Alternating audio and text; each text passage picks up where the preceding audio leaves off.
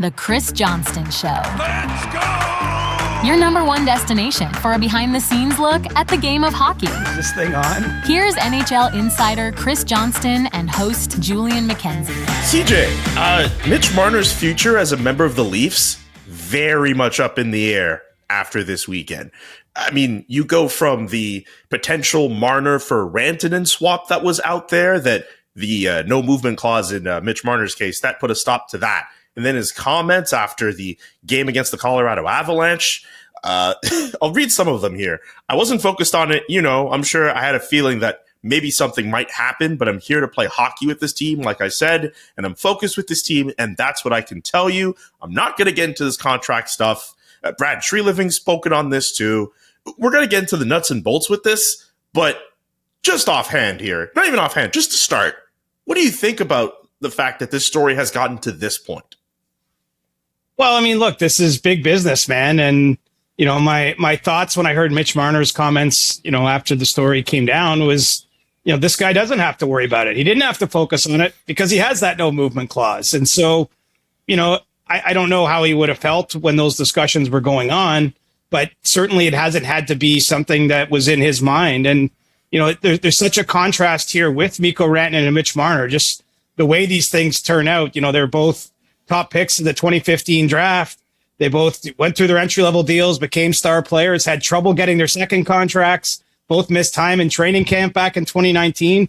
The one difference was, and they both got paid well in those second contracts, Mikko Rantanen didn't get a full no-move clause in the years 5 and 6 when he was eligible to, and Mitch Marner did. And look what happened to Mikko Rantanen this year. He gets, you know, when the arc of his talks with Colorado weren't going well, that team chose to move on from him rather than risk losing him for nothing. We know how that story's played out since. And in Mitch Marner's case, you know, obviously they really haven't been many discussions, is my understanding. I think there's certainly ongoing dialogue. I don't really sense any animosity here. I should say that. Like, this isn't like a battle of wits. It's just more Mitch Marner controls the situation because of that no movement clause. So he didn't have to focus on it, but the Leafs do. The Leafs have had to think about, you know, all kinds of scenarios. Obviously, their priority remains signing Marner. Like, that hasn't changed from before the deadline, after the deadline, till this became public. Like, the Leafs position is unmoved in that they still want to sign the guy, but they just don't know yet if they're going to be able to. And so, you know, it's a fascinating situation. Marner's not the first to go through it. But, you know, this being Toronto, and look, Mitch is part of the renaissance of this franchise. If you go back to when he was drafted in 2015, he's a local guy. He's one of the best players in the league. He's having a great season. So, I mean, naturally, there's going to be a lot of talk and discussion about it. Okay, we know the Leafs position, as you mentioned. They want Mitch Marner as a Leaf. Specifically, a quote from Brad Treliving here. We want Mitch here for a long time. What does Mitch want? Only Mitch knows. You know, I don't have any reason to believe he wants to leave, but clearly he wants more time to look at his situation, to consider his future, and potentially to peak at free agency. You know, that's his right. And you know, I think that it's easy for a story like this because the headline blares pretty loud, right? We don't actually have to sensationalize this at all. I mean, this is business. And, you know, there's a lot of players. Let's take Nick Robertson as an example. Nick Robertson, early in his career, asked for a trade from the Leafs. And the Leafs said, we don't have to trade you. You know, essentially, what are you going to do? And ultimately, the summer passed last year, and he signed his new deal in September as a restricted free agent because the Leafs controlled his rights. Well, when you go deep enough in a career, as Mitch Marner has, now Mitch controls his rights. Mitch is free to sign with anyone in the league as of July 1st. He doesn't have to sign with the Leafs, or, you know, he doesn't have to make any decisions about his future before that time. And so, you know, I don't know what Mitch wants. I mean, I think anyone who comes out and says they know with certainty where this is going or what the player wants, or, you know, I think that they're being foolish unless it's Mitch Marner himself or someone in his inner circle. And so, you know, I still have every reason to believe he wants to be a Maple Leaf, but he obviously wants this negotiation to be done on his terms. And right now those terms are, he didn't want to negotiate during the season. And, you know, we've seen other players take that posture in the past. That, you know, there can be all kinds of reasons for that, you know, starting with maybe just not wanting the distraction of thinking about business while you're doing your business. You know, so I think what Mitch wants will become evident to us in time, because at some point he's going to have to make a decision. But he didn't have to make that decision on March 7th, as much as the Leafs naturally would want him to. I mean, teams look for that certainty ahead of the deadline. That's normal. But the Leafs didn't get it in this case. And so, they're going to do what they can to focus on the remainder of the season. Mitch is doing the same, but it's also natural for us in the media and for fans to be talking and thinking about this because, it's a huge moment in time for a really, really good player in the NHL and for a franchise that's trying to get over the hump. And so all those things are colliding at once. And that makes this the story that it is. If you could put a percentage on the likelihood of Mitch Marner testing free agency, where would you put it at? I'd put it at maybe 40%. I think slightly less than 50-50 is where I'm going on this one. The Leafs still have some advantages here, right? They play in Mitch Marner's hometown. Mitch Marner's already the 5th leading scorer in franchise history. I mean, he's on track for, his jersey in the rafters kind of territory if he continues his career in Toronto. The Leafs can offer him an 8th season on his next extension. And while that's sometimes not as important to players, I think where Mitch is at in his career makes sense. He's going to turn 28 soon. So signing an 8-year deal takes him right through his prime. It's going to be in a life-changing amount of money no matter where he signs that next deal. And no matter what the exact AAV ends up being, there's a range, but that range all suggests he's going to be well taken care of. And so, I still think it's a little bit more likely than not that he, doesn't test free agency, that he signs an extension with the Leafs. But it's not a certainty, right? I mean, if it was a certainty, he's been eligible to sign this next deal since July 1st of last year. There's been a lot of time where that could have happened. And, to this point in time, the Leafs did try to engage him and his camp on those negotiations, and we're told we're not ready yet. And so, that's really kind of where it stands right now. I think, the element of this, is that's juicy, frankly, is that the Leafs at least put on the table the possibility of him moving. Again, I don't think that's done. That's not done in a threatening way. That's more done in okay, look, you don't want to talk about contract. Maybe you're not ready to make that decision. Would you consider, going somewhere else? Because we're looking for that certainty, right? We'd love to sign you, but if we're not able to sign you, we might want to look at what else is out there. And I think that this has been more of a conversation than like a dramatic moment. In fact, I think Mitch Marner and the Leafs on more than one occasion have discussed potentially waiving his no movement clause. I don't think it was just a one-time thing. And ultimately, obviously, they ended up where they did, where Mitch said, no, thank you. I want to be a Leaf. And we've still got a few months here to sort out the future. I mean, really now, once we get through this period where we're all focused on this and talking about it, it's probably going to go quiet until after the playoffs. I mean, I would be very surprised if any actual negotiations happen at this point, although you never say never. There's nothing in the rules that say you can't do that. Typically, the Leafs are at an important stretch of their schedule too, right? And as a team, they haven't been playing too well. They're trending in the wrong direction. They've lost some games. I mean, there's a lot of things going on in this moment, but I do think, really once you get beyond the deadline where Mitch didn't waive his no movement clause, this just goes quiet and dark until after the Leafs have played their final game. And, they're going to hope that that's some point in mid to late June and that they're going to have to negotiate at a cup party, right? I mean, that's the ideal circumstance. I mean, look, that played out last year with Sam Reinhart.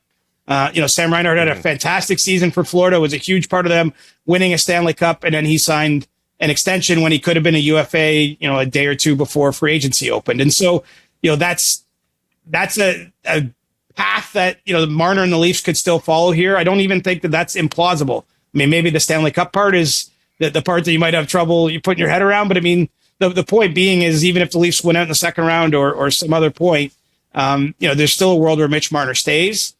I think he's got more reason to stay than to go, but, only he and his family know, what's in his heart, what's in his mind.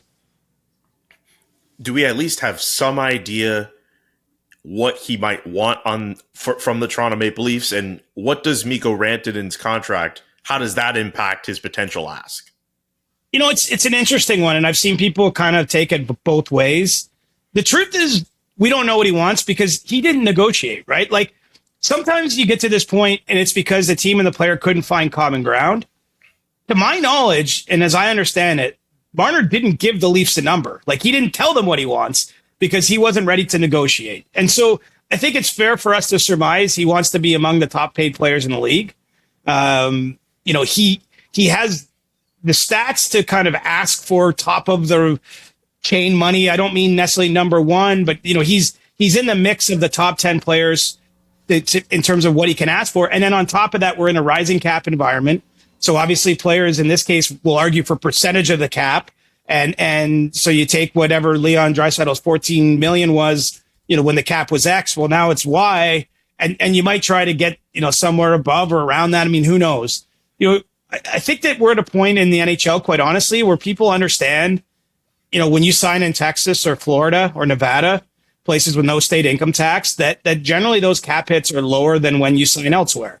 And so I personally don't believe that while Mikko Rantanen has a statistical argument to be higher paid than Mitch Marner, he's got two 100-point seasons, a 50-goal season. At this point, Mitch doesn't have any of those things. He's got 1.25 points per game in the playoffs. Mitch is under a point per game. I mean, he's got some superior statistics to take into negotiations. He signed with one team. Mitch Marner conceivably is going to the open market. And so I can't predict what he's going to get. It wouldn't surprise me, I'll say this, if he gets $12.5 million times 8 from Toronto, which would be $100 million, nice round number. Whether he can push it higher than that, maybe. Some of that will depend on what happens next, too. That's another element to waiting. And this is where I think it's interesting. I mean, you might be out there thinking, if you're in Mitch Marner's skates, why would you wait? There's risk for the player in waiting, too, right? And give him credit because he's having his best statistical season. He's on pace for his first 100-point year in the NHL against the backdrop of this uncertainty. And what happens in the playoffs, could impact his market by some percentage, right? I mean, I'm not saying if he has a disastrous playoffs, I'm not saying he's going to get, it's not like the offers are going to go terrible. But if he has a great playoffs, I do think he can push his potential ask a little bit higher. And so, he's kind of betting on himself, I'd say, a little bit by pushing off this decision. He's giving himself more time to evaluate where the Leafs are at, where he's at with his family and all that. But he's also giving teams more of a chance to evaluate what he is before having to make that call. Dallas signs Rantanen based on his track record. I mean, they signed him before he played a game for him. And so it's a long way of saying, to me, yes, Rantanen probably should be higher paid than Marner just based on the stats. But I think the circumstances and the conditions here could create the world where Marner makes more than $12 million on his next deal. And I do think if he stays in Toronto, he's probably going to be above that line. But, where I started all this, the Leafs don't even know exactly his number. I'm sure they're preparing for him to ask for a lot of money because he deserves it. But exactly where that dollar figure is, they never got down to business. I mean, that's part of the backdrop here is that the Leafs only go to Marner, requesting or saying, hey, would you waive this no move clause, because they didn't know exactly what he wants. He didn't want to engage with them. Okay, 2-part question here. Part 1. You made a really great point just now about the fact that all this contract stuff was in the backdrop for Mitch Marner, and he's on pace to have a career best season. So maybe it hasn't necessarily been a distraction to this point, but now this is all out there. Now we've been talking about that potential Marner for Rantanen swap. All this stuff is out there. Do you think this could still be a distraction for Mitch Marner? I think based on how he's played this season, I don't think it's going to be one for him. Where it could maybe be a distraction, and I really don't know this, is for the Leafs themselves. I don't know how the other players feel about this. Obviously, it's, I will say this. The Leafs have been kind of fortunate. The day I was there, day one of training camp, Mitch Marner started his availability that first day of camp and basically said, look, guys, I'm not going to talk about my contract. I want to be in Toronto. And since that point, until just this report came down, he didn't really have to answer questions about his contract. It wasn't really a front burner discussion in the market. Now it's going to be more of a front burner discussion, I think. When they win 3 in a row, when they lose 3 in a row, if he goes through maybe a personal drought of some sort, which he really hasn't this year, he's been very productive and consistent. I think it will be part of the larger context of this season now, more than it has been to this point. So I don't know what it's going to be like around the team, but I think the player himself, Mitch has been preparing for this for a long time. Obviously, you don't just get to your free agent season and go like, oh no, what is this going to be like now? Like they've I think that they've had a plan, him and his team. And so for him, it might be easiest for him because in a weird way, like he's calling the shots here. So I don't see it being a distraction for him personally, but whether it becomes one for the team or not, it's hard to say. I'm not with the Leafs right now. I'm sitting in Mexico enjoying some post-deadline downtime. The Leafs are in Utah. I did see You're supposed Brad to be on vacation. Yeah, well, I mean, there's no vacation this season, but there's a bit of one here. But I'm just going to say, though, that Brad Treliving came out in Utah on Sunday to Leafs practice there, has this sort of impromptu press conference. And clearly he's trying to calm the waters. It's hard for me to make a prediction on where it goes. This is kind of uncharted territory. I think that's part of what makes the story so compelling and interesting is there's just a lot of unknowns. And the Leafs core four, I mean, it's been so discussed over and over again, but we're finally at the point where this truly could be the end, right? And Marner is at the heart of that, but even John Tavares further along in his career, he's not engaged in any real discussions to my understanding with the Leafs either. So, we're down to the last 19 games of the regular season and the playoffs are around the corner and you really don't know what happens. And you could game theory it out. Like if they have a great playoff run, does that change things? Do the guys want to sign? Or if it goes sort of the way it's gone the last number of years, or out in round one or round two, I mean, it's hard to know. And so there's definitely going to be noise in the market. There's going to be more conversations and columns written about this. I think the fortunate part is I don't see any developments behind the scenes. And so when there's no developments behind the scenes at a certain point, the conversation kind of peters out, right? I mean, what is there to say other than this is a thing that happened and now they wait until the offseason. And obviously, whenever that offseason arrives, it's going to be blasted in stereo. Everyone's going to be trying to figure out what's going on. Oh, yeah, and we're going to be on top of that, too. The wild thing about this story is I thought the Leafs had a really good trade deadline. In any other world, we'd be talking about how getting Scott Laughton and Brandon Carlo makes total sense for this team, making them much tougher to play against. And we focus on that on this show, or other media members in Toronto would do that. And then this whole Mitch Marner story just comes in and overshadows everything for this Toronto Maple Leafs team. This is more of an observation than anything else. Yeah. And we had nearly kind of a superstar for superstar trade, or we had the possibility of one. I shouldn't say nearly because that's probably not fair.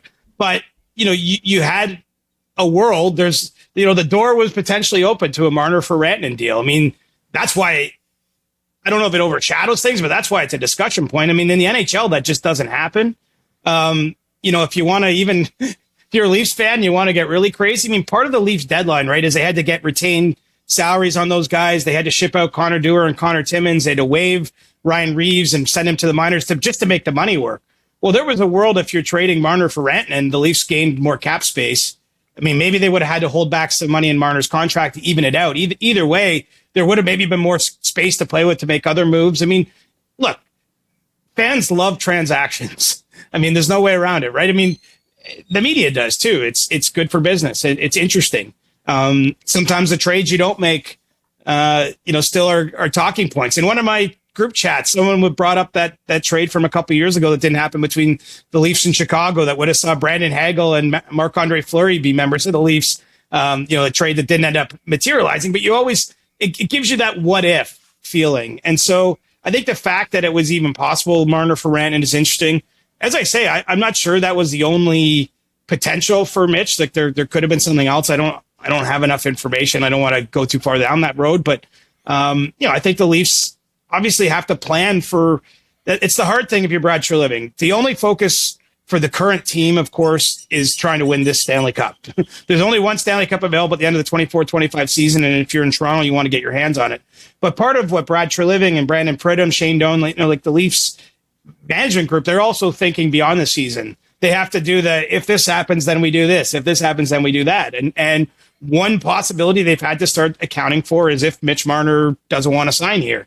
As Treliving made clear to the media that we're in Utah, they still want that to happen. That opportunity will be afforded to Mitch. I mean, the Leafs there's no hard feelings in this. I mean, look at Treliving lived this a couple years ago with Johnny Gaudreau, right? In Calgary. He had his career best season with the Flames, and they ended up negotiating with Johnny right down to the last minute, the last day or two. before free agency. And ultimately, Johnny made a decision for his family, which was he wanted to come back to the East Coast, and he signed in Columbus. And, obviously, God rest Johnny's soul. I don't mean to raise it in that way, but I mean, that was a similar kind of situation with a star player who was absolutely integral to the Calgary Flames at that time, and Treliving was the manager. So, I mean, Brad has lived this. Probably the closest comparable to me, actually, is a John Tavares situation from the Islanders' end back in 2018. And I don't say that because John ended up signing in Toronto. It's more that Tavares was a number 1 overall pick for the Islanders. He helped turn that franchise around. He was a great hope for them.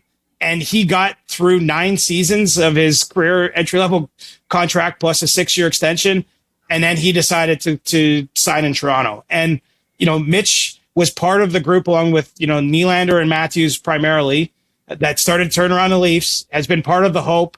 And here he faces a similar decision. And again, in the Tavares case, like when it got past that trade deadline, they were still talking about him signing in Long Island. And so, he had to make that decision. And it's not, again, I don't raise it as a prediction that Mitch is leaving. It's more to say this has happened in the past. And it's a new reality for this Leafs team, though, because this is truly the first time where one of the players might choose to leave. The discussion before this and maybe when they've gone out in the playoffs is, should management trade one of these players? Well, now the players are at the points in their career where they've got control and it's all in Mitch Marner's hands, man. I mean, that's at the end of the day, he's going to decide what happens next, whether that is signing with the Leafs, whether that's taking a peek at free agency, having discussions with other teams. Or I guess there's a world where he could say to the Leafs after the season, trade my rights. I mean, that's possible too. I'll remind you that Jake Gensel last year finished with Carolina. His rights were actually traded to Tampa before he signed that extension. He didn't truly become a free agent. That was a sign and trade type of deal, or I guess trade and sign type of deal. Yeah. Never a dull moment with the Leafs. Is there anything else you want to mention on the Marner situation? I just want to make sure we exhaust this story as best as we can. I know we're going to go into it from now until its end, but anything else we should know? No, just other than all this going on, the Leafs have lost 3 in a row. They've blown a couple leads. They had a team meeting on Sunday where Craig Berube, the head coach, said that players spoke up. Austin Matthews told the reporters, we all got to look ourselves in the mirror. I mean, all this comes at a time where the Leafs have not played their best hockey. And so the results actually, if you stretch back here over the last 10, 15 games, given the Leafs schedule, they played primarily on the road. A lot of weird sort of schedule quirks. Their record's okay, but I think if you look under the hood, they've not played at a level that makes you think, wow, this team's poised to go on a cup run. And so against all this, they also have to find their game with 19 games left, because at the end of the day, the playoffs will define this season more than any story or any storyline. And, I would think the more successful things are here, the better chance this ends up in a positive spot with Mitch Marner as well. For sure. If the playoffs started today, Toronto 4 points out of the division lead, they would host a playoff series against the Tampa Bay Lightning, just for everyone's information. Anyway, great work on this Mitch Marner story. Great work on the pod Saturday and for today. Go back on vacation, buddy. Go back on vacation. We'll talk to you on Thursday, and we'll do like an all Ask CJ show or something, unless something crazy happens. I like that. I'm gonna spend some of today by the ocean and the pool. So I mean, don't feel too bad for me. Don't forget your sunglasses. The Chris Johnston Show. Follow Chris on Twitter @ReporterChris and follow Julian @JKA McKenzie. The Chris Johnston Show.